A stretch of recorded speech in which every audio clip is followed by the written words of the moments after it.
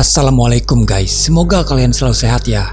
Ini adalah film horor yang diambil berdasarkan kisah nyata, menceritakan seorang wanita yang kerasukan roh jahat. Yang menjadi sangat mengerikannya adalah setiap orang yang akan berbuat jahat kepadanya sudah bisa dipastikan orang tersebut akan berakhir mati. Wanita yang kesurupan itu akan menjadi beringas dan brutal karena terpengaruhi oleh iblis yang ada dalam jiwanya. Alangkah baiknya kalian menggunakan headset agar atmosfer horornya lebih berasa. Oke, kita langsung saja guys ke ceritanya. Bismillah. Di awal film kita diperlihatkan seorang wanita yang bernama Clarita yang dibawa dan akan dimasukkan ke dalam penjara. Clarita diduga mengalami gangguan mental yang mengharuskan dia ditahan di dalam penjara untuk keselamatan dia dan juga orang di sekitarannya. Clarita pada saat itu merasa ketakutan terhadap yang namanya hantu. Awalnya para polisi mengabaikannya dengan apa yang dia katakan. Polisi mengatakan dan memastikan Clarita akan baik-baik saja di dalam penjara. Saat akan dimasukkan, Clarita meronta-ronta agar dia tidak ditinggal sendirian di dalam sel. Namun seketika dia menjadi diam tanpa banyak bicara, dan sepertinya itu sudah bukan Clarita lagi. Cerita kembali sebelum Clarita ditangkap. Ternyata tragedi yang menimpa Clarita tentang dia yang kerasukan iblis menjadi masalah di kota Manila, ibu kota dari Thailand, dan menjadi perbincangan publik. Bahkan wali kota Manila pun turun tangan. Dia merasa masyarakatnya masih terlalu kuno, percaya akan tahayul soal Clarita yang kerasukan iblis. Seorang dokter yang menangani Clarita pun percaya kalau Clarita itu dirasuki oleh iblis. Pihak medis tidak tahu soal perubahan Clarita yang bisa berubah dengan tiba-tiba dan bisa melakukan hal tak biasa seperti orang normal pada umumnya. Para awak media banyak mempertanyakan apa yang terjadi kepada Clarita. Namun tiba-tiba saja Clarita menjadi beringas. Dia memakan jari salah satu penjaga yang ada di sana. Dan seketika suasana menjadi kacau. Clarita yang berubah seperti layaknya seorang monster. Di malam itu komandan yang melihat ke kamar selnya Clarita. Dia melihat dan mendengar Clarita yang berbicara kepada seseorang yang padahal di sana tidak ada siapa-siapa. Dia pun masuk untuk melihat Clarita lebih dekat. Lalu tiba-tiba saja tubuhnya bergerak melenting ke belakang dan meminta pertolongan kepadanya. Singkatnya, komandan kepolisian dan wali kota pun akhirnya percaya soal Clarita yang dirasuki oleh iblis. Dia memanggil seorang pendeta. Banyak media memberitakan kematian seseorang yang dilibatkan karena dibunuh oleh Clarita. Wali kota pun menceritakan dan meminta pertolongan kepada Padre Salvador untuk mengusir atau meruqyah iblis yang ada di tubuhnya Clarita. Padre Salvador bersama rekannya Pastor Benedictus tidak bisa langsung untuk mengusir iblis yang ada di dalam tubuhnya Clarita. Dia harus menyelidiki terlebih dahulu agar dia bisa tahu roh apa atau iblis apa yang merasuki Clarita. Beda iblis, beda cara penanggulangannya menurut Padre Salvador. Tapi anehnya salah satu rekannya yaitu pendeta Benedictus tak percaya akan adanya hantu. Apa yang dialami oleh Clarita bisa dijelaskan secara sains. Dan sekarang malah wali kota itu yang tadinya tidak percaya akan adanya hantu malah ngotot dan menjelaskan kalau Clarita itu dirasuki iblis dengan apa yang sudah dia lihat oleh mata kepala dia sendiri. Lanjut cerita, di malam itu Padre Salvador yang didatangi oleh seorang jurnalis bernama Emilia. Dia meminta kepada Salvador untuk meliput soal apa yang terjadi kepada Clarita. Menurut Emilia, tragedi yang menimpa kepada Clarita harus dibuat sebuah dokumenter agar bisa diabadikan kelak nantinya. Lanjut cerita, Clarita kini yang mulai memberontak dan menjadi liar. Salah satu dokter yang mencoba menanganinya malah mendapatkan ancaman kalau dokter itu akan mati sebelum jam 12 malam.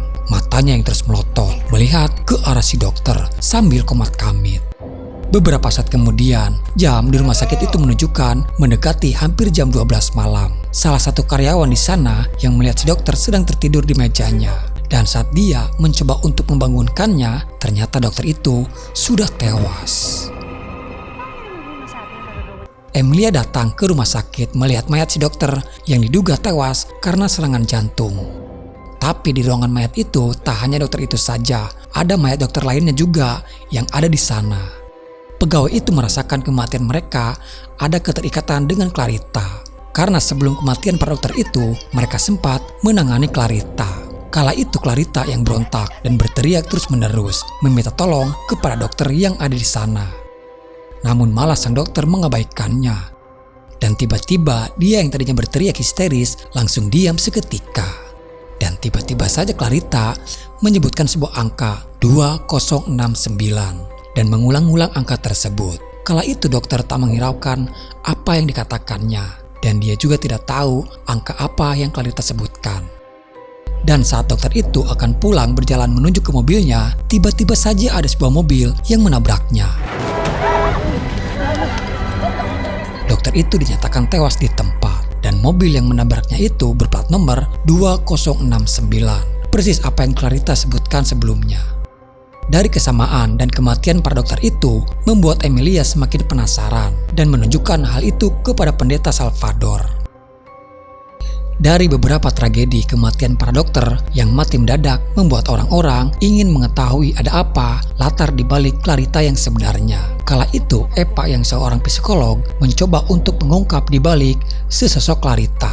Namun tak hanya dia saja, Emilia yang sejak awal ingin mendokumentasikan kisah Clarita. Kini mereka berdua malah saling berebut untuk mendapatkan Clarita. Dokter Epa dengan terang-terangan memberitahukan kalau kisah Clarita nantinya akan menguntungkan baginya. Dia melihat ada sebuah bisnis yang bisa menguntungkan jika bisa menguak kisah di balik tragedi yang menimpa Clarita. Tentu berbeda tujuan dengan Emilia yang sejak dari awal hanya ingin mendokumentasikan saja tanpa harus dibisniskan. Sayangnya si iblis yang merasuki tubuhnya Clarita tahu isi di dalam hati dokter Epa yang busuk. Saat dia kembali menemui Clarita di dalam ruangan, tiba-tiba saja dia pun harus tewas. Dia dikembalikan lagi ke dalam penjara. Namun lagi-lagi perlakuan salah satu seorang napi malah mencoba mengusik Clarita. Tak lama wanita itu kini seperti kena santet yang dilakukan oleh Clarita.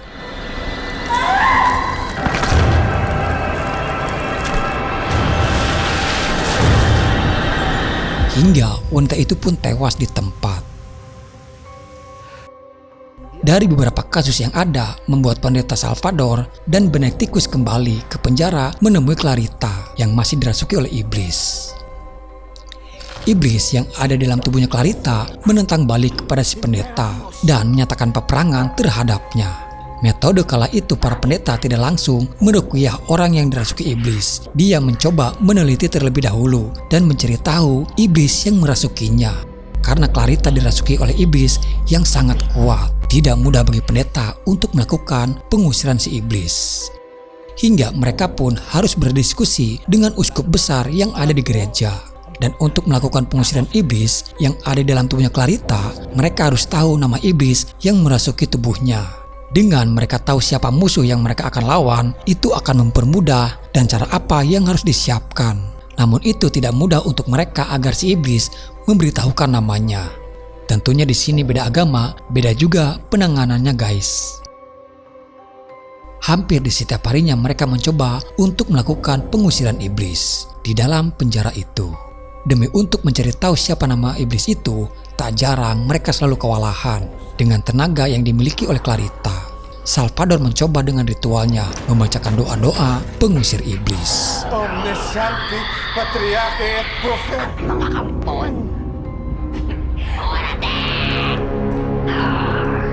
Sesaat dia terdiam dan menangis seolah-olah tersadar. Namun itu adalah tipu daya iblis yang mencoba membohongi mereka.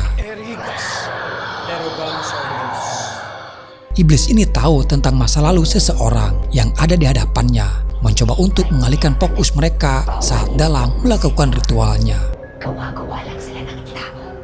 Sang pendeta meminta kepada yang lainnya untuk tidak terpengaruhi apa yang dikatakan oleh si iblis. Lalu tiba-tiba saja Clarita berdiri dan menghadap di depan pendeta Benedictus dan menjilati seluruh mukanya dengan lidahnya yang panjang. Gumpalan bayangan hitam menyelimuti ruangan tersebut, menandakan penampakan dari si iblis. Lalu tak lama kemudian Clarita terjatuh dan keadaan kembali normal. Di keesokan harinya pendeta Salvador mencoba mewawancarai Clarita pada saat kondisinya masih sadar. Dia ingin tahu background dari Clarita sendiri. Di sini dia mulai bercerita tentang keluarganya itu. Diceritakan kalau dia hidup dan dibesarkan oleh ibunya. Sejak kecil Clarita tak tahu siapa ayahnya. Keluarga Clarita yang selalu dimusuhi oleh para tetangganya. Bahkan mereka pun diusir dari kampung halamannya. Karena ibunya adalah seorang dukun pengabdi iblis. Ilmu hitam yang diwariskan ibunya kepada Clarita hingga Clarita mempunyai ilmu bisa menyembuhkan berbagai penyakit. Bahkan dia lebih hebat daripada ibunya sendiri. Pada saat itu perbincangan mereka terhenti karena Clarita lagi-lagi mulai menunjukkan keanehan. Dalam penglihatannya orang-orang yang ada di sana mukanya terlihat sangat menyeramkan.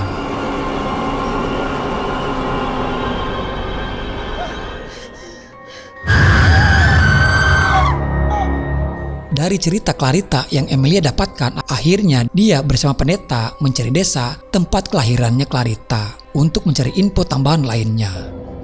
Singkatnya, sampailah mereka di suatu pedesaan di pelosok. Ternyata keluarga Clarita cukup terkenal. Warga desa di sana menganggap keluarga Clarita adalah keluarga penyembah iblis. Penyelidikan pun berlanjut.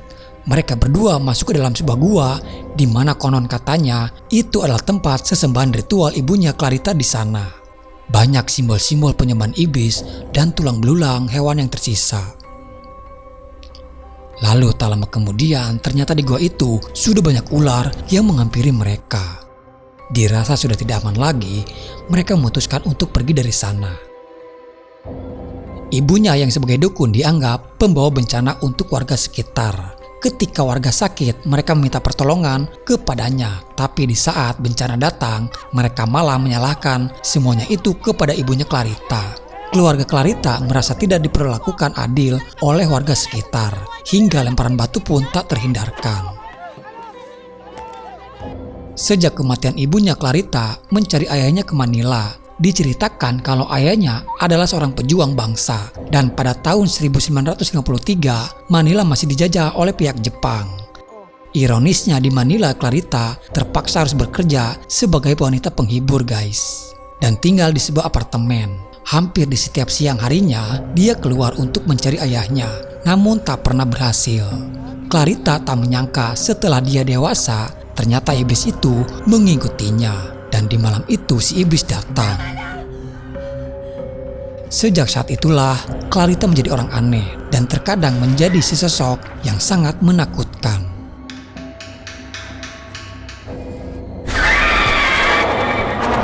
Lanjut cerita, Emilia, Salvador dan yang lainnya kembali ke penjara dan menemui Clarita. Clarita yang sudah menyerah dengan keadaannya sekarang. Iblis yang ada di dalam tubuhnya tak bisa dia lawan. Bahkan sepenuhnya jiwa Clarita yang sudah dikuasai oleh iblis. Di sini akhirnya Clarita bercerita awal mula iblis itu muncul dalam kehidupannya. Pada saat dia masih kecil dan ibunya yang masih menjadi dukun, Clarita selalu mengikuti ritual pemanggilan iblis yang dilakukan oleh ibunya itu. Dari kecil dia terbiasa melihat roh gentayangan dan kala itu dia berpikir adalah hal yang normal bagi manusia. Bahkan dia hidup berdampingan dengan para roh gentayangan yang ada di dalam rumahnya itu. Hingga pada suatu ketika ibunya sakit keras dan tak terselamatkan lagi. Di ucapan terakhir ibunya berkata, "Jangan ambil anakku, tapi ambillah aku." Itu mengisyaratkan kalau ibunya ada keterikatan perjanjian dengan si iblis. Sejak saat itu Clarita sangat kecewa kehilangan ibunya. Bahkan dia pun menghancurkan salib yang sebagai tanda di kuburan ibunya. Seakan-akan berkata kalau dia tidak percaya akan adanya Tuhan. Semenjak kematian ibunya, keanehan-keanehan sering terjadi di rumahnya itu. Lehernya yang tiba-tiba saja tersendak oleh sesuatu hingga dia pun mencoba untuk mengeluarkannya. Dan bayangan hitam menyelimuti rumahnya tersebut. Mungkin saja kala itu si iblis mencoba untuk masuk ke raganya Clarita, namun tak berhasil. Gangguan si iblis sudah lama tak menghantui-nya. Hingga sampai Clarita pindah ke Manila, iblis itu kembali datang dan kini merasuki tubuhnya dia. Clarita sudah benar-benar tak percaya akan adanya Tuhan. Saat Salvador mengatakan Tuhan akan membantunya, dia merasa seperti sampah yang hanya dibuang di muka bumi.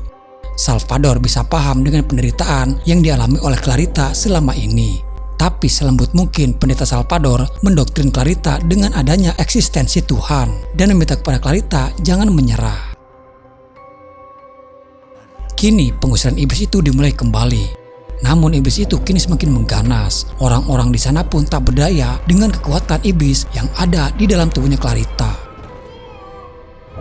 Salvador sendirian dengan iblis itu yang mendekatinya sambil berdoa meminta perlindungan kepada Tuhannya. Kaya rin ang mga dasal mo walang laman. Ano, Padre? Tapi untunglah pendeta Benedictus yang kembali tersadar dan langsung membantu Salvador. Di sini pendeta Salvador tersadar kenapa doa-doa dia terbantahkan dalam melawan iblis yang ada di dalam tubuhnya Clarita. Karena masih ada keraguan di dalam hatinya saat memanjatkan doa kepada Tuhannya. Dia berdoa meminta ampunan untuk membersihkan hatinya terlebih dahulu. At hindi lang instrumento. Patawarin niyo po ang hinaan ko. Dengan persiapan dan segala sesuatunya, mereka kembali melakukan ruqyahnya lagi. Dan saat dia membacakan doa-doanya, iblis yang ada di dalam tubuhnya Clarita mulai bereaksi. Si iblis mulai mempengaruhi Emilia dengan mengungkap soal masa lalunya dia.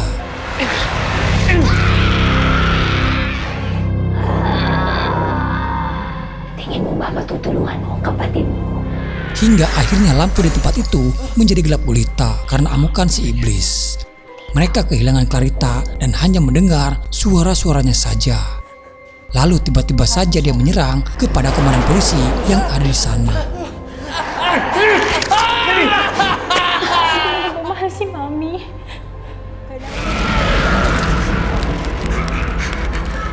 Salvador terus melanjutkan doa-doa pengusir iblis dan menunjukkan salib itu kepada Clarita dan meminta kepada si iblis untuk menyebutkan namanya dia. Namun iblis itu tak mudah untuk dia lawan dan terus menyerang Salvador. Dan kini Benedictus yang mencoba membacakan doa-doa dan memperlihatkan salib itu kepada Clarita, memaksa si iblis mengaku siapa dia yang sebenarnya. Sepertinya ritual yang dilakukan Benedictus cukup berasa oleh si iblis. Dan iblis itu menyebutkan namanya kalau dia adalah Lucifer. Iblis dari segala kekuatan iblis yang ada di muka bumi ini ada pada dirinya. Sekedar info aja guys, menurut kepercayaan Kristen, Lucifer dulu adalah malaikat yang diusir Tuhan dari surga dan menjadi iblis.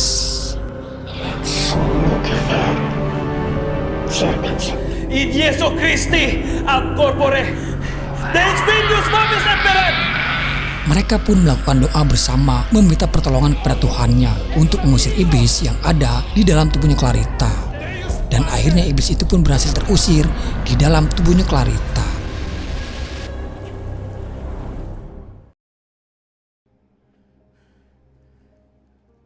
Semenjak kejadian yang menimpa Clarita, itu adalah cerita kelam saat seseorang dirasuki oleh iblis dan menjadi tragedi yang akan selalu diingat oleh masyarakat Manila pada saat itu. Setelah kejadian yang menimpa kepada Clarita, dia kembali percaya akan adanya Tuhan. Dia mulai menjadi umat yang rajin ibadah.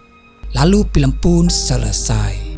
Gue setuju dengan segmen pada saat Salvador berdoa kepada Tuhannya, namun doa dia terbantahkan karena dari dalam hatinya masih ada keraguan dan belum ikhlas meminta pertolongan. Agama apapun, karena di Islam sendiri kita diajarkan untuk ikhlas, berdoalah dengan segala kerendahan hati. Dan betapa kecilnya kita di mata Sang Pencipta. Tulus, ikhlas, dan sabar adalah kuncinya.